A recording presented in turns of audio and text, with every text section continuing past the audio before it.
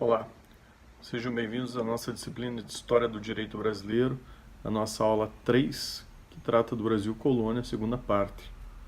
Nessa aula nós vamos ver a questão dos tributos, a cobrança do quinto de ouro, uma marcação muito grande do período, e vamos falar também sobre o processo de interiorização do Brasil, as rebeliões no período colonial, sobre como elas ocorrem, de que maneira acabam afetando o Brasil, as conjurações dos movimentos de revolta, conjuração mineira, conjuração baiana, as ordenações, principalmente as ordenações filipinas, naquilo que diz respeito à legislação penal, lei da boa razão, o ideal da justiça racional, do jus racional da justiça, transferência da corte para as Américas, transferência da corte portuguesa e toda a sua estrutura para o Brasil colônia.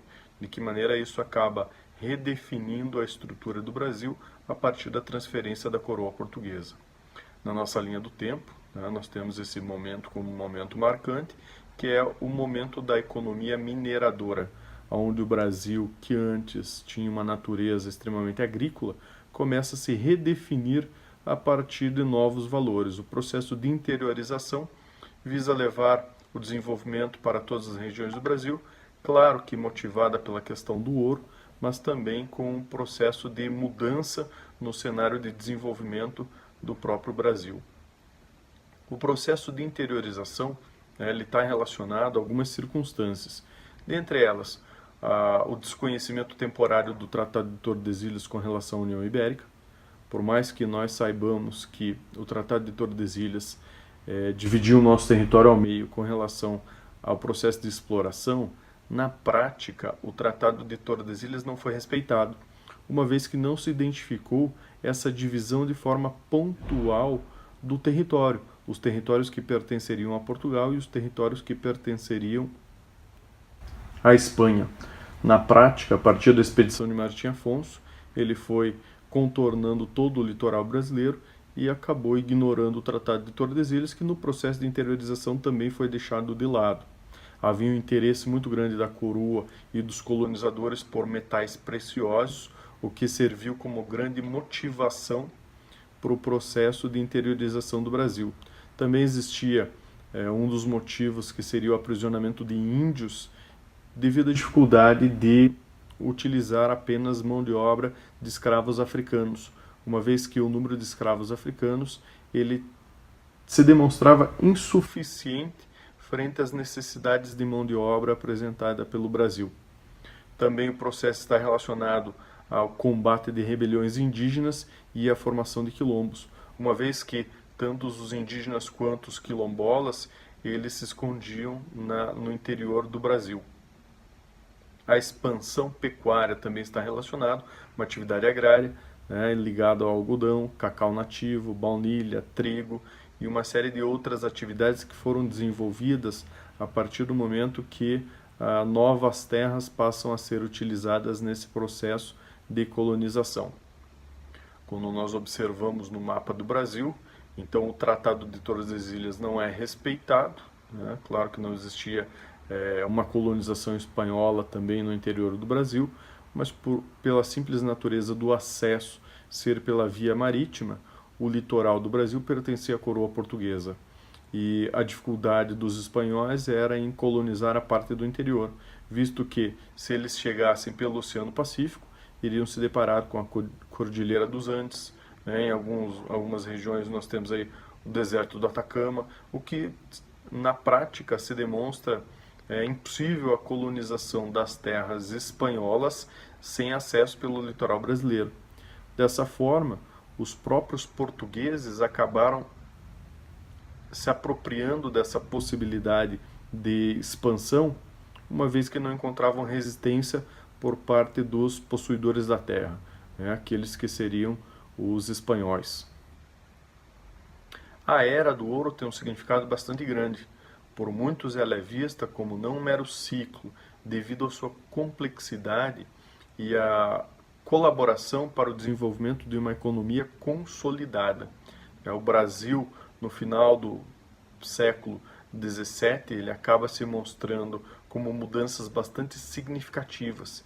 Dentro desse ciclo migratório, há um desenvolvimento onde de forma triangular Brasil, Portugal e Inglaterra, acabam favorecendo um desenvolvimento econômico, de maneira tal que Portugal estimula o desenvolvimento do Brasil e a Inglaterra, por sua vez, também vai vislumbrar interesses com as terras do Novo Mundo, uma vez que foram descobertas aqui grandes jazidas de mineração, os metais preciosos, o que deixaram bastante atrativa a colonização das terras do Novo Mundo, inclusive com a intenção de tornar aí o Brasil o novíssimo mundo. Então a própria ideia das terras do Novo Mundo estão associadas a essa busca por metais preciosos e um desenvolvimento de natureza econômica. Temos também um eixo da economia e da política, que se transfere do Nordeste para o Sudeste.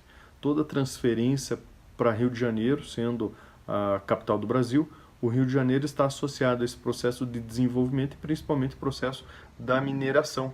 Por quê? Rio de Janeiro se encontra numa região mais próxima à região de Minas, região de Minas Gerais, onde são encontradas as grandes jazidas de ouro, e principalmente quando nós olhamos na região de Minas Gerais, nós encontramos a proximidade com o Rio de Janeiro, e no Rio de Janeiro a situação bastante favorável da Baía de Guanabara, o que favorece no desenvolvimento do Rio de Janeiro, em detrimento ali de regiões próximas, se nós fôssemos comparar aqui, como por exemplo Santos.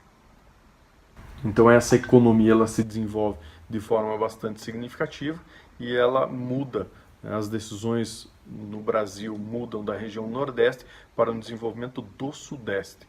Há uma preocupação em estabelecer um controle fiscal, principalmente com relação ao quinto da captação e o controle legislativo. A preocupação da coroa portuguesa é em estabelecer o processo de cobrança do quinto constitucional. Então, os tributos oriundos da mineração que dizem respeito aos interesses da coroa. Há uma maior sofisticação e diversidade no quadro social, uma vez que com a descoberta do ouro, a riqueza por si só traz um desenvolvimento da sociedade, mas o sistema adotado ainda era o escravagismo. O escravagismo agora não mais aquele do plantation, das grandes lavouras de plantação de cana-de-açúcar, mas sim uma utilização da mão de obra escrava nas jazidas de minério. Quando nós observamos a produção aurífera no Brasil, nos vem a grande referência da região de Minas Gerais. Mas se nós olharmos, outras regiões produziram com a mesma intensidade ou muito próximo. Então as três grandes regiões que nós temos a grande produção aurífera no Brasil: Goiás, Minas, que é a maior, e o Mato Grosso também tem uma grande produção.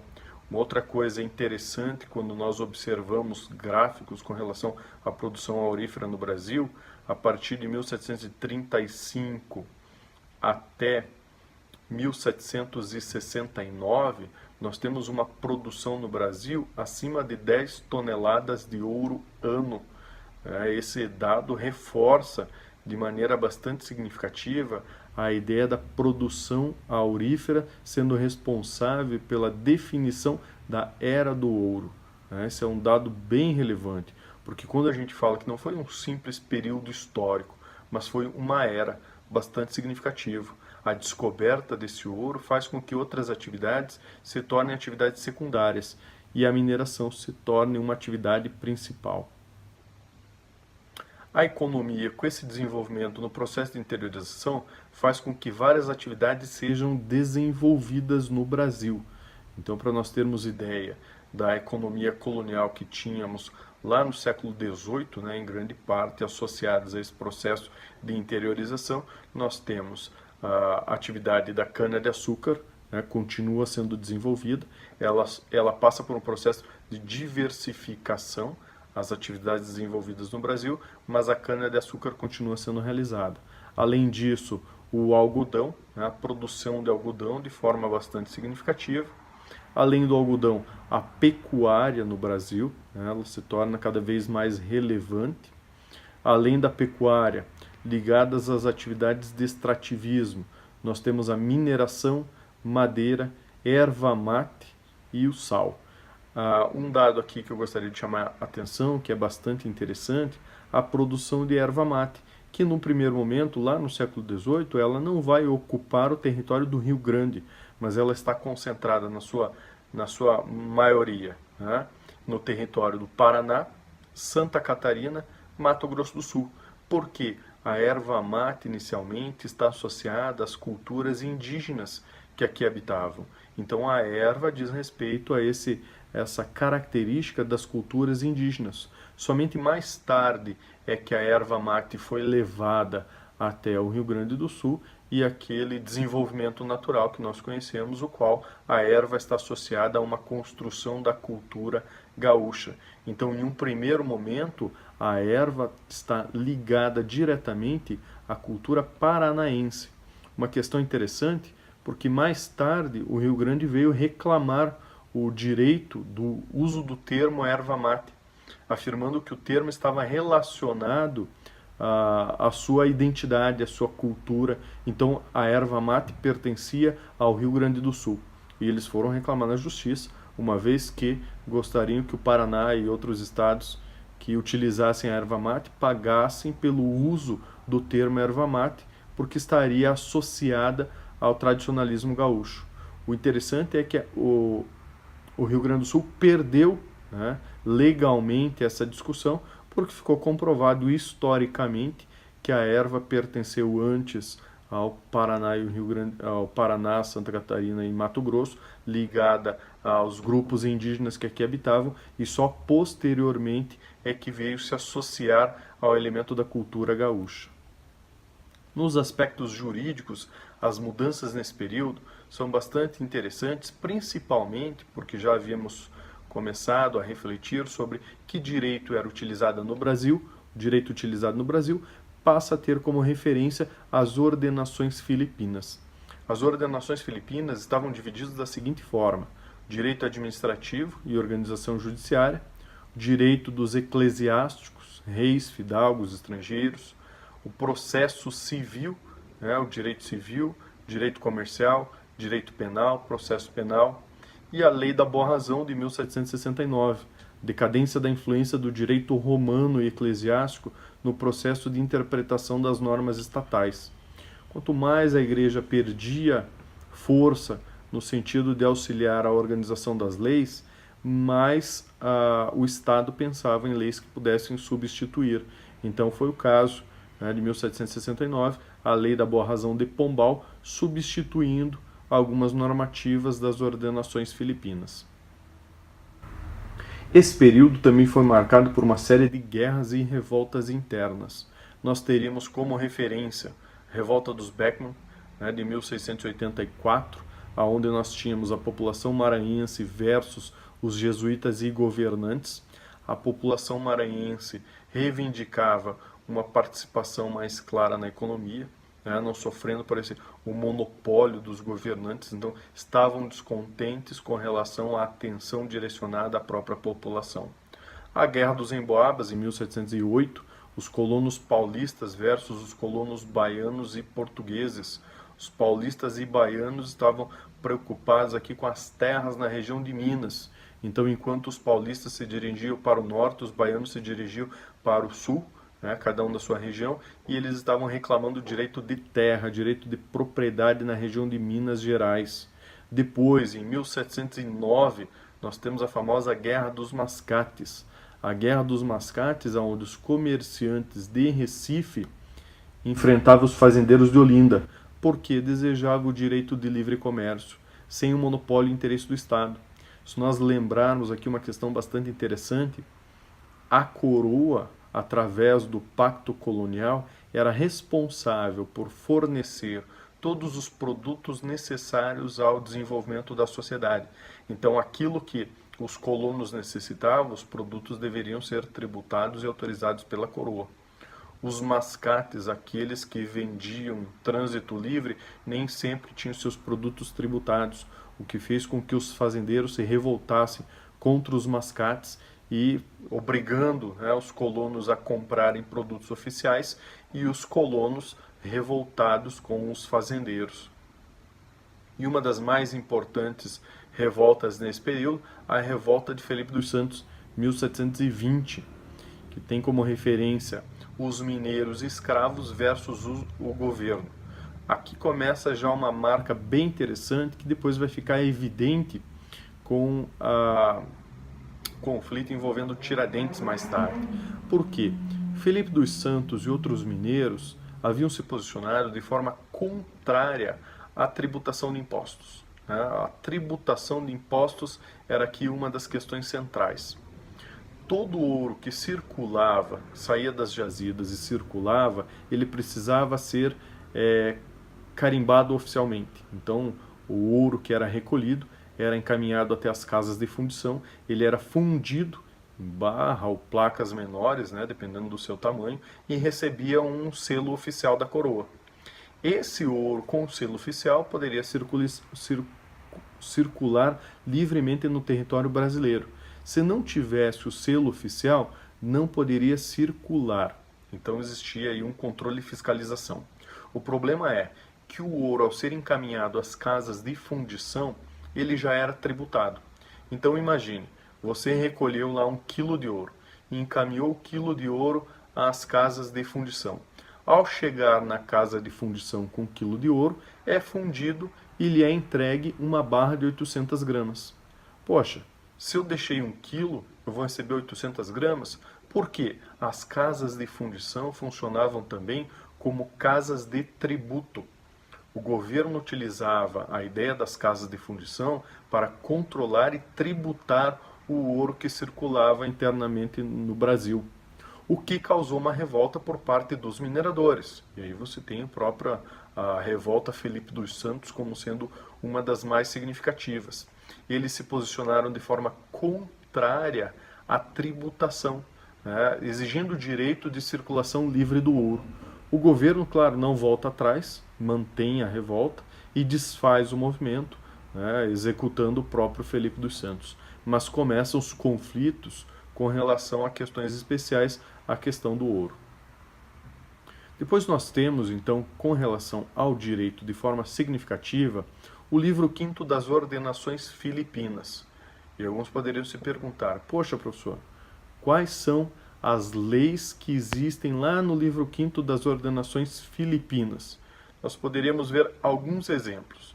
Então, por exemplo, o nosso direito tinha como característica a publicidade, o que fica bastante evidente no livro 5º das Ordenações Filipinas, que diz respeito às punições penais, na esfera penal. Nós tínhamos exemplo de penas: mutilação das mãos e da língua, queimaduras com tenazes ardentes, um metal muito quente, capela de chifres na cabeça.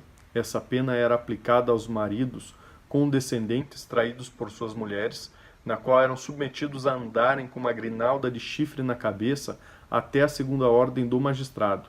Veja que interessante, como as penas eram públicas, em muitas dessas penas nós encontramos essa mesma característica. O marido, nesse caso, iria utilizar, então, um chapéu de chifre na cabeça, uma capela de chifre, e ficaria com o chapéu de chifre na cabeça até a segunda ordem do juiz. Não tem um tempo previamente definido. Ele vai ficar até a segunda ordem. A característica da publicidade. E uma outra característica que só mais tarde nós iremos identificar, que seria a característica do processo penal. O processo penal não existe nesse momento. Então não tem discussão sobre direito de defesa, a oitiva de testemunhas, não.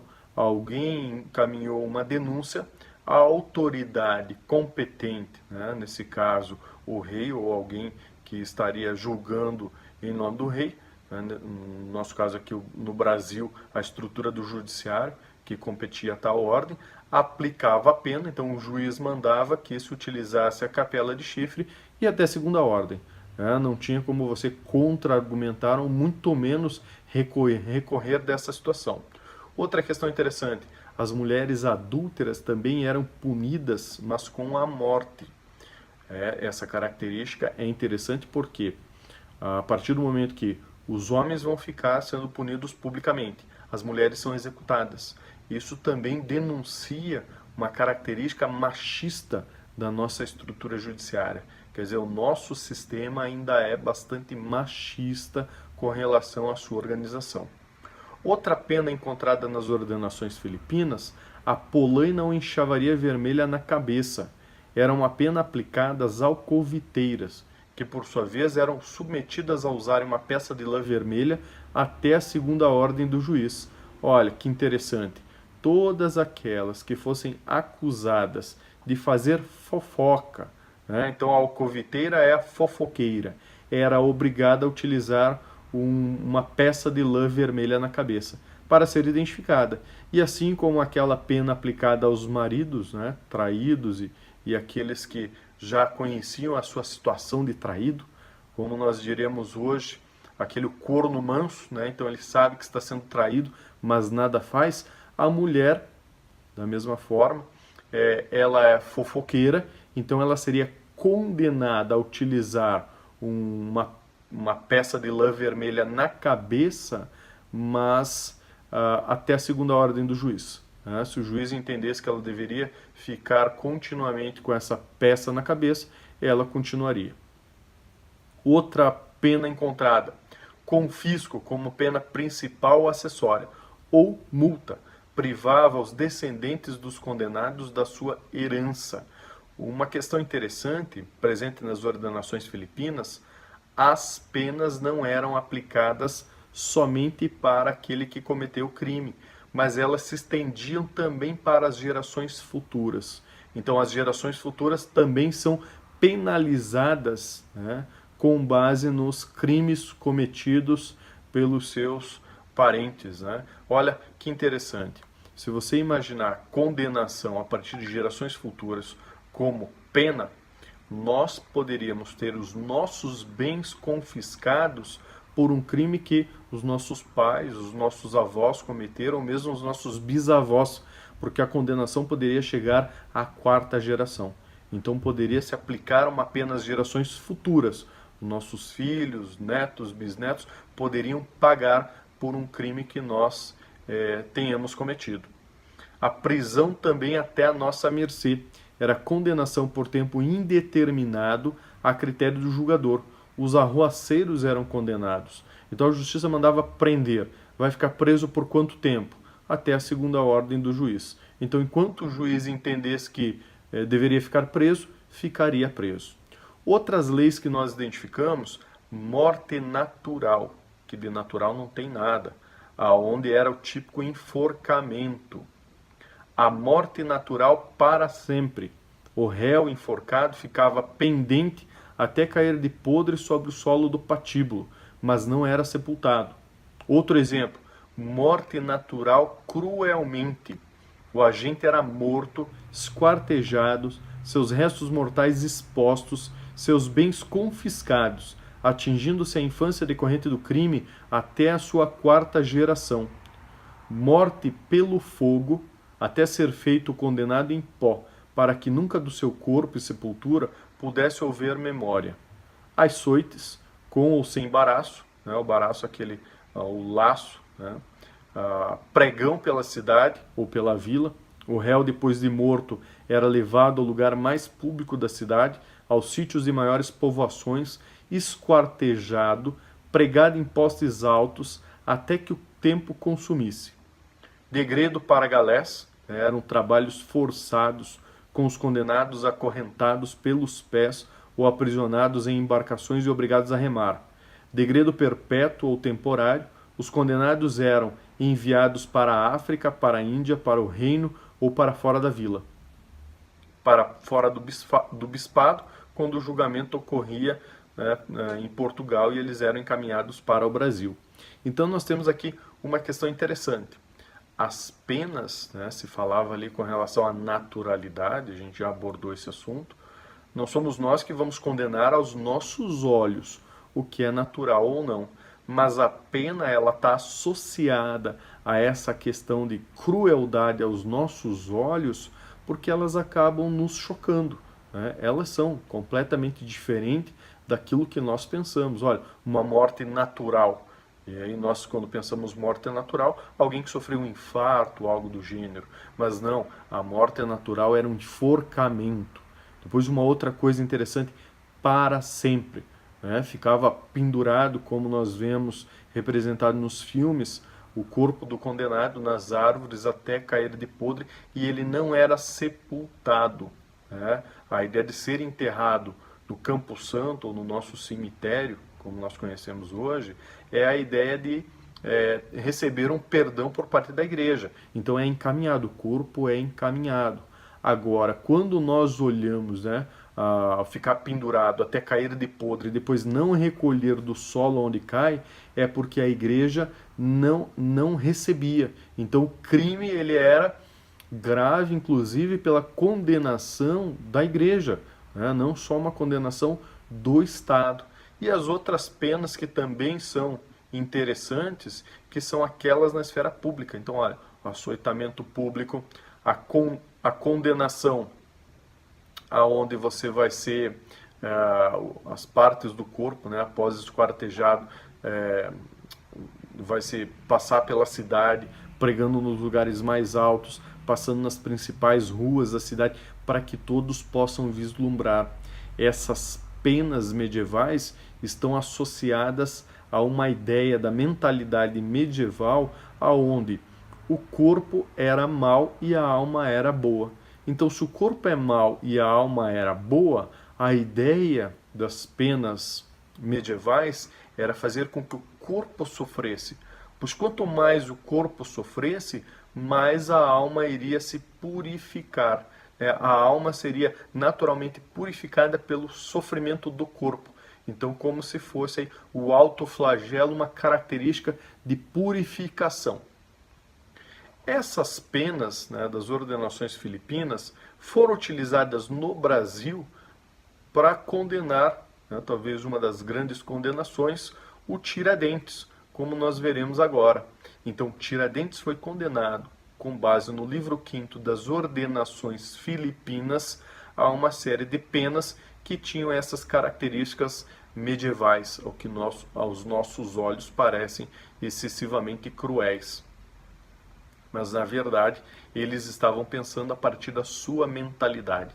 E é claro que com Tiradentes, com Filipe dos Santos e outros todos que foram condenados com base nas ordenações filipinas, uma característica que é determinante é que a pena é pensada na sua característica pública para que sirva de exemplo para todos os outros grupos, né? Para aqueles grupos que estão pensando numa possível revolta, para aqueles grupos que estão pensando em se organizar para promover algum tipo de conspiração ou algo do gênero.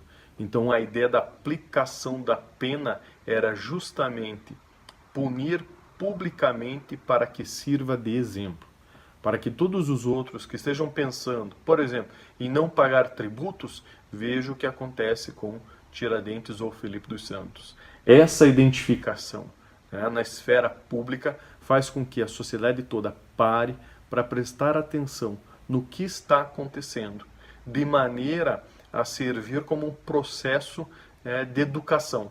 Claro que de uma maneira bem mais cruel do que nós entendemos a educação hoje, mas essa maneira de aplicar a pena de forma cruel e severa era para punir aqueles que deveriam ser punidos e principalmente para exemplificar aqueles que em algum momento pensaram em algum tipo de desvio de conduta, aqueles que pensaram em algum momento em alguma mudança de postura, em alguma prática que talvez não fosse aceita pela própria sociedade, né? Então todos aqueles que estavam pensando em agir de maneira contrária, a aplicação da pena era para que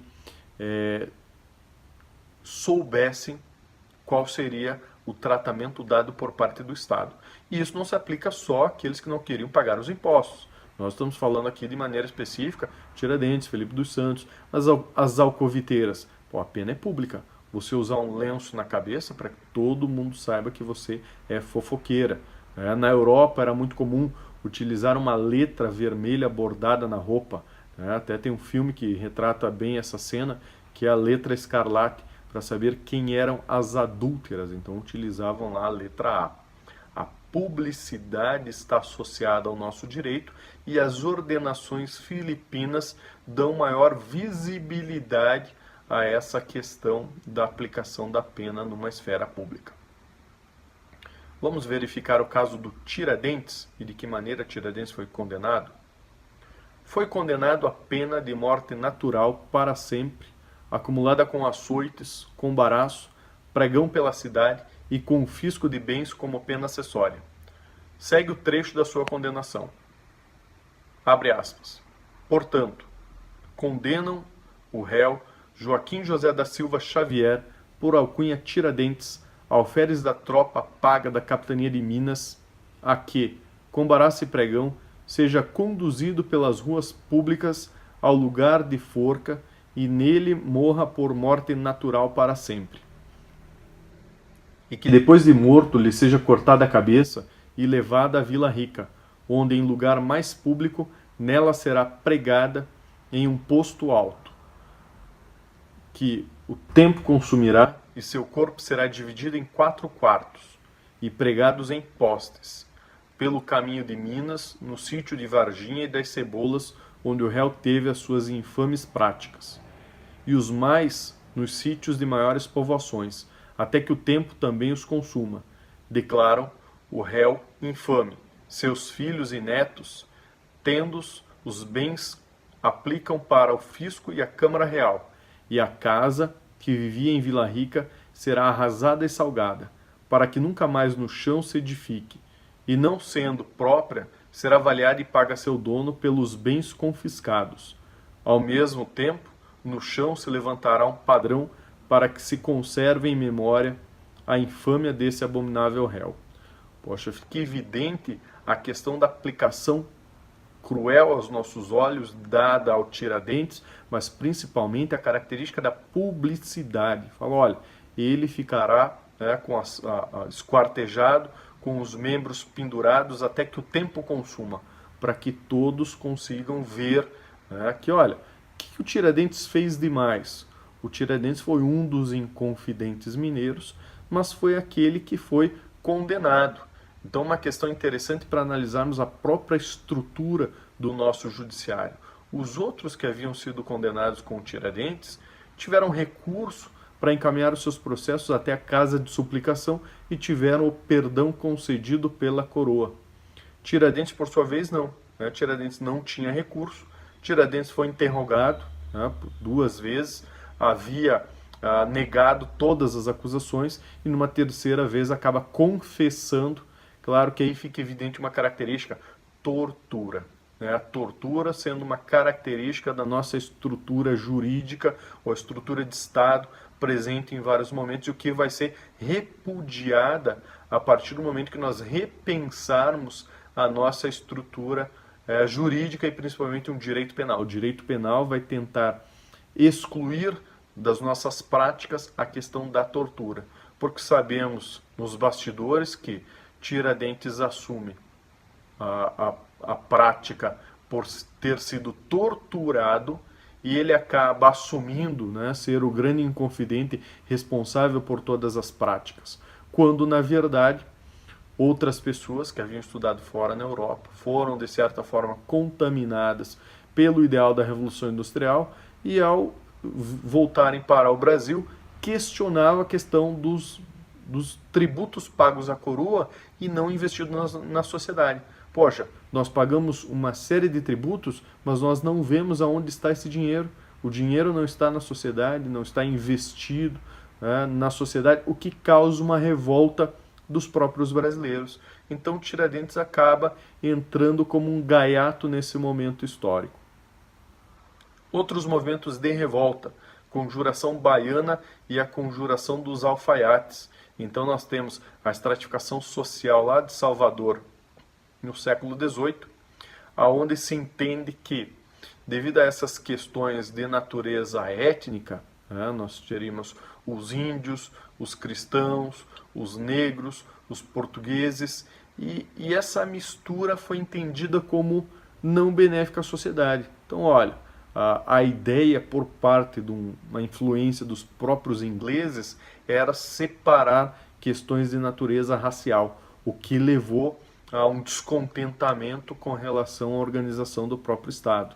Então existiam também ideais iluministas, de igualdade perante a lei e livre comércio, que era o pano de fundo. Se na prática tentava-se separar os negros, os índios, os portugueses ou todos os outros grupos étnicos que vinham para cá. Na prática, existia o discurso da igualdade, todos são iguais perante a lei, tendo os mesmos direitos, né? Tendo o mesmo direito de participação na organização da própria sociedade. Então a participação popular estava associada a essa punição aos conjurados. O Estado sempre respondia de maneira bastante firme a todos os movimentos de revolta, pondo fim às revoltas com o uso da força e da violência. Nesse contexto de intensas revoltas internas no Brasil, nós temos aí um capítulo à parte, o famoso 1808. O 1808, nós temos a vinda da família real para o Brasil. Então aqui algumas ideias centrais com relação à vinda da família real, ou a chamada epopeia lusitana. O que está acontecendo na Europa? Na Europa, após, de maneira muito breve aqui, uma história do que está acontecendo na Europa. Após a Revolução Francesa, a França vai tomar rumos que levam a uma situação muito complexa internamente na França. A Revolução Francesa começa a executar os próprios revolucionários. Então o destino dado pela Revolução Francesa, ele acaba sendo um destino bastante complexo. E o fim desses vários movimentos de revolta, eles vão estar associados à ascensão do Napoleão ao poder. Napoleão, ele vai ascender ao poder na França com um novo ideal, né? Dar à França a visão que a França precisaria ou que competiria a própria França com relação ao resto do mundo. Então, olha, tornar a França um novo império, né? O Império Francês, ou o Império Napoleônico, como muitos historiadores vão entender. Napoleão começa a expandir o território, conquistar as regiões próximas e vai expandindo a Europa.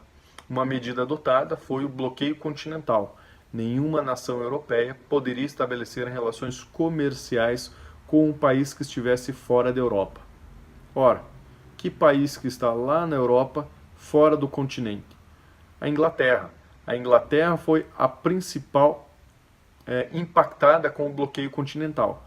Mas os ingleses, como eu havia dito, eles têm aí como um aliado especial os portugueses. Então os ingleses têm um projeto em conjunto com os portugueses que seria mudar Portugal, a coroa portuguesa, para o Novo Mundo. Poxa, que Novo Mundo? As terras do Brasil. Então, nesse momento, devido ao bloqueio continental, Inglaterra e Portugal vislumbram a mudança da coroa. Uma vez que Portugal não tinha muitas opções, né? Portugal ou mudaria a coroa ou cederia aos interesses do Napoleão. Dom João, que estava à frente da coroa, então era de origem portuguesa. Carlota Joaquina, que era sua esposa, era de origem espanhola. E a intenção de mudar a coroa portuguesa para o Brasil era posteriormente unificar terras entre Brasil e Portugal, como nós já havíamos dito em outro momento. Então existe interesse da coroa portuguesa na unificação das terras do Novo Mundo, o que também dá um interesse à coroa britânica em conseguir terras nesse Novo Mundo, em conseguir um novo espaço para uma expansão comercial e marítima, ajudando no desenvolvimento da própria Inglaterra, visto que a Europa estava passando pelo bloqueio continental. Dom João se organiza, né, juntamente com a coroa. É claro que aqui nós temos um capítulo bastante controverso da história.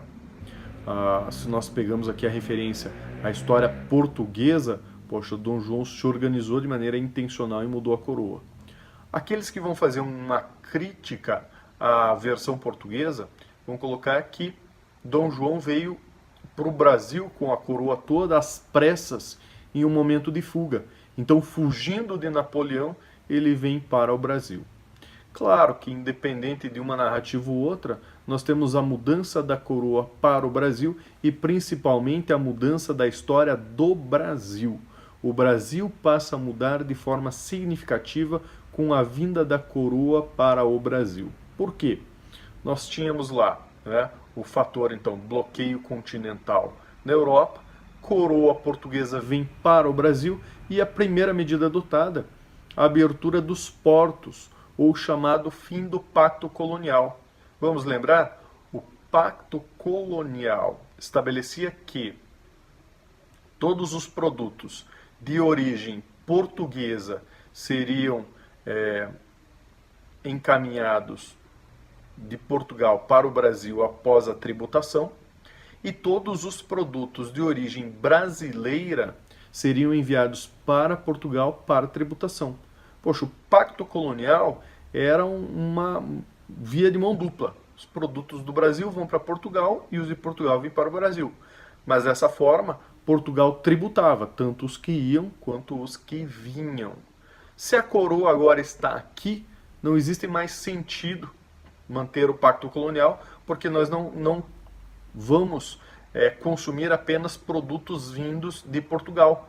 Então, os portos brasileiros, né, eles acabam tendo a sua abertura ao mercado internacional a todos os países aliados de Portugal. Todos os países aliados de Portugal, a partir desse momento, podem estabelecer relações comerciais com o Brasil, visto que a coroa está aqui. Rio de Janeiro também passa a ter um destaque significativo nesse momento, como sendo a nova sede do Império Português. Antes o Império estava lá em Portugal e agora o Rio de Janeiro passa a ter um papel de destaque na organização da coroa portuguesa. Claro que o Rio de Janeiro passa a ter uma posição de destaque porque as decisões são tomadas aqui. A coroa ela está presente no nosso território, as medidas são tomadas no Brasil e dessa forma o Brasil consegue então o controle de toda essa situação de natureza econômica. As decisões tomadas passam a ser tomadas no território brasileiro. As decisões tomadas no Brasil trazem uma mudança, tanto para a história do Brasil quanto para a história de Portugal. Espero que vocês tenham aproveitado bastante essa aula, espero que vocês consigam dar continuidade aos seus estudos. Boa leitura do livro, bons estudos e nos vemos na próxima aula.